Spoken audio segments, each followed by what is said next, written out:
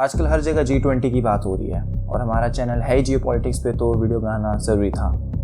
तो आइए देखते हैं G20 क्या है, क्यों है और कैसे है, और सबसे बड़ी चीज़ इससे भारत को क्या फ़ायदा होता है। तो सबसे पहली चीज़, G20 बेसिकली है क्या। G20 G7 का ही बड़ा भाई है और G7 को बनाया गया था 70s में, क्योंकि 1973 में ऑयल क्राइसिस चल रहा था और उसको टैकल करने के लिए बनाया गया था वो ग्रुप। G7 ग्रुप में उस वक्त के 7 मोस्ट डेवलप्ड वेस्टर्न कंट्रीज़ थे, जैसे कि US, Canada, UK, France, Italy, Japan, Germany. बाद में उसी ग्रुप में रशिया को भी ऐड किया और G7 बन गया G8, और 2024 में रशिया को भी बाहर निकाल दिया गया।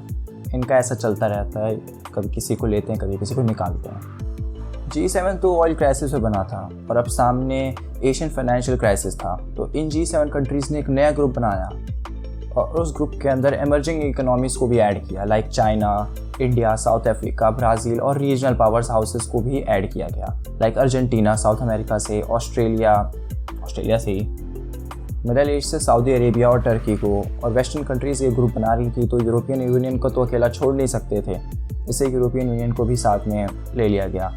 तो बेसिकली 19 कंट्रीज़ प्लस एक यूरोपियन यूनियन को मिलाकर ही G20 उस वक्त बना। ओके, तो ये one of the most powerful group है, क्योंकि ये वर्ल्ड GDP का 80 to 85% अकेले हैंडल करती है और वर्ल्ड ट्रेड का 75%। पॉपुलेशन की बात हो रही है तो चाइना और इंडिया जिस ग्रुप में है वहाँ पे पॉपुलेशन की कमी हो ऐसा हो नहीं सकता कभी। 60% ये वर्ल्ड पॉपुलेशन का अकेले हैंडल करती है। ट्रॉय का मेथड को फॉलो करती है। बेसिकली इसके अंदर 3 कंट्रीज़ बेस्ट फ्रेंड्स की तरह रहती हैं, previous host, current host and future host, just like your ex, current and next, as simple as that. G20 का सिग्निफिकेंस ज़्यादातर तक फाइनेंशियल सेक्टर में दिखता था, क्योंकि इसको बनाया है उसके लिए गया था, लेकिन अब ये ग्रुप बाकी चीज़ों में भी अपने आप को शामिल कर रहा है, जैसे कि climate change, development, energy sector, etcetera. Okay, तो G20 बहुत बड़ा ग्रुप है। आप भी सोचते होंगे, हम भी सोचते हैं, सब यही सोचते हैं कि इतना बड़ा ग्रुप अकेले कैसे चल लेता है, सब एक दूसरे की बात कैसे मान लेते हैं। बिल्कुल, G20 के आउटकम्स ईजिली नहीं निकलते हैं। इमेजिन करो तुम एक ग्रुप प्रोजेक्ट कर रहे हो और तुम्हारे साथ तुम्हारा दोस्त हो, दुश्मन हो, क्रश भी हो और उसी वक्त तुम्हारी एक्स भी हो। समझ जाओ कैसा प्रोजेक्ट बनेगा तुम्हारा। सेम टू सेम इसका आउटकम भी वैसा ही निकलता है। इस साल का G20 इंडिया होस्ट कर रहा है और थीम है वसुधैव कुटुंबकम, अर्थात one earth, one family, one future. सारे वर्ल्ड लीडर्स 9 सितंबर to 10 सितंबर तक रहेंगे और बायलैटरल, ट्रायलैटरल हर टाइप की मीटिंग इधर ही करेंगे। बस बाइडन 3 दिन रुकेंगे। ये मत सोचना बाइडन को हमारी शक्ल अच्छी लगती है या फिर हमारा खाना अच्छा लगता है, ये सब पैसे की माया है। और इसी G20 समिट में 2 वर्ल्ड लीडर्स नहीं आए हैं, चाइना के शी जिनपिंग और व्लादिमीर पुतिन। इंडिया फ़िलहाल के लिए सेंटर ऑफ अट्रैक्शन बना हुआ है। G20 मीटिंग पूरे साल भर चलती हैं, कभी फॉरेन मिनिस्टर्स की तो कभी एनर्जी मिनिस्टर्स की, कभी डिफेंस मिनिस्टर्स की तो कभी कल्चरल मिनिस्टर्स की। G20 के अंडर सब ग्रुप्स भी आते हैं, जैसे कि B20 बिजनेस के लिए, C20 सिविल के लिए, Y20 यूथ के लिए, और T20 वो वाला नहीं है, T20 आइडिया बैंक्स के लिए, और S20 स्टार्टअप और इनोवेशंस के लिए। और इन सब ग्रुप्स की मीटिंग भी साथ ही साथ होती रहती है पूरे साल भर। इस बार की G20 में इंडिया ने अराउंड 4100 करोड़ खर्च किए हैं। इंफ्रास्ट्रक्चर नहीं है तो करना तो पड़ेगा। कुछ कंट्रीज़ ने तो बिलियंस तक खर्च कर रखे हैं, तो इस पर डरने की कोई बात नहीं है। इंडिया इस बार के G20 के अंदर अपने कल्चरल हेरिटेज को दिखा रहा है, लाइक जो भी पुराने मॉन्यूमेंट्स थे उनको शोकेस कर रहा है, ट्रेडिशंस को शोकेस कर रहा है, और देश का नाम ही बदल दिया है। वैसे मजाक है, नहीं हो रहा।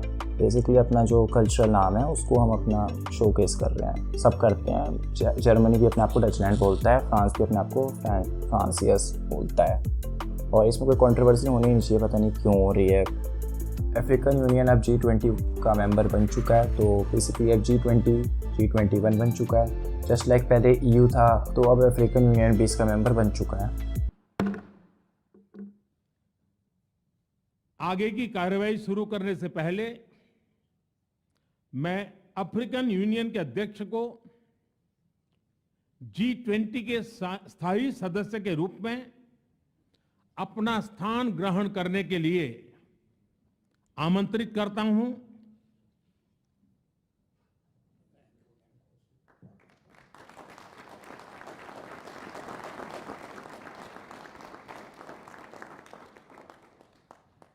इंडिया ने कुछ इनिशिएटिव्स लॉन्च किए हैं, जैसे कि global biofuel alliance, India middle east Europe economic corridor etcetera. पहले ग्लोबल बायोफ्यूल अलायंस पे बात करते हैं। ये बेसिकली क्लीन फ्यूल्स पे फोकस होगा और टेक्नोलॉजी शेयर करेंगे और फ्यूल ट्रांसपोर्ट पे मेजरली फोकस होगा। ये सबसे इंपॉर्टेंट है। G20 का नाम G21 हो जाएगा और ये हिस्टोरिक मूवमेंट होगा। इसको आने वाले टाइम में याद करा जाएगा कि इंडिया में हुआ था एक G20 और उस वक्त अफ्रीकन यूनियन को इसका पार्ट बनाया गया था। और अफ्रीका ये कभी नहीं भूलेगा कि कैसे इंडिया ने उनकी पार्टिसिपेशन G20 में बढ़ाई है। दिल्ली डिक्लेरेशन साइन हो गया फाइनली, जबकि रिपोर्ट्स आ रही थी कि रशिया इसको ब्लॉक कर देगा क्योंकि उनकी आलोचना होगी जैसे इंडोनेशिया के टाइम में हुई थी। लेकिन सब बदल गया, रशिया ने कुछ नहीं किया। वेस्टर्न ब्लॉक ने भी कुछ खास डिमांड नहीं रखी रशिया की आलोचना करने के लिए। लास्ट टाइम रशिया का नाम बाली डिक्लेरेशन में 40+ टाइम्स था, लेकिन इस बार सिर्फ 4 बार है। This is just insane. India ने रशियन ब्लॉक और अमेरिकन ब्लॉक दोनों को हैंडल कर लिया और एट लास्ट पास हो गया डिक्लेरेशन। वेस्टर्न मीडिया ने इस पर बोला था कि रशिया पे बोलो कुछ, क्यों नहीं हो रहा डिक्लेरेशन में, उनका नाम क्यों नहीं है। तो इसके रिस्पॉन्स में डॉक्टर एस जयशंकर ने एक लाइन बोली, Bali was Bali, this is Delhi. इस आदमी का अलग ही स्वैग है। मुझे नहीं लगता इससे बढ़िया G20 समिट आज तक कभी हुआ होगा। इंडिया के G20 में 73 आउटकम्स निकले हैं जो आज तक कभी नहीं हुआ। ये सबसे ज़्यादा इम्पोर्टेंट टॉपिक है, ये बहुत इम्पोर्टेंट है। India middle east Europe economic corridor ये बेस्ट इनिशिएटिव है।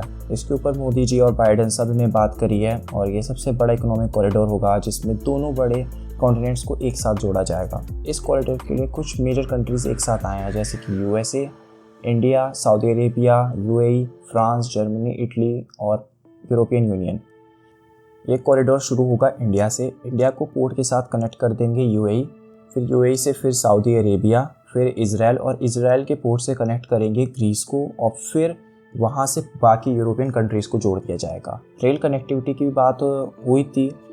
इंडिया से UAE तक एक रेल लाइन बनाई जाएगी, फास्ट ट्रैक रेल लाइन होगी और उसी के साथ साथ इंडिया उनको फ्रेश वाटर भेजेगा और वो हमें ऑयल भेजेंगे।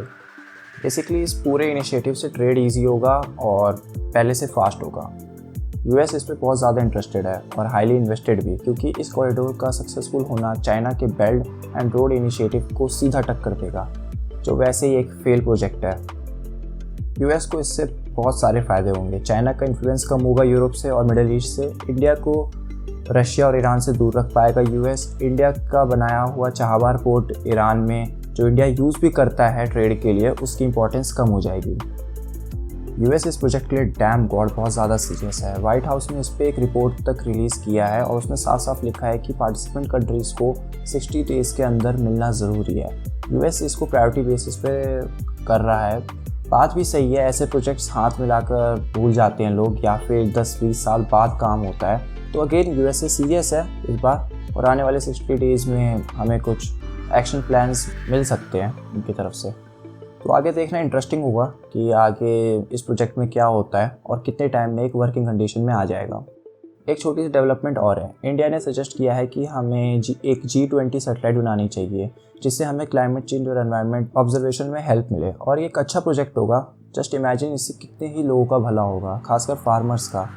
हर कंट्री अपनी तरफ से एक अमाउंट इन्वेस्ट कर सकता है और लॉन्च इसरो कर देगा, वो भी एक अफोर्डेबल प्राइस में। इंडिया के साइंटिस्ट और इसरो की डेवलपमेंट वैसे ही दुनिया से छुपी हुई नहीं है और अगर आपको इसरो की हिस्ट्री, मिशंस और उसके अराउंड कंट्रोवर्सीज के बारे में जानना है तो ये वीडियो आप जरूर देख सकते हैं। इस पर मैंने काफ़ी हद तक समझा रखा है कि इसरो का ओरिजिन कैसे हुआ और उसको लोग इतना हेट क्यों करते हैं, खासकर वेस्ट में। अभी के लिए इस वीडियो में इतना ही। मैं इसे एंड करना चाहूँगा। जय हिंद, वंदे मातरम।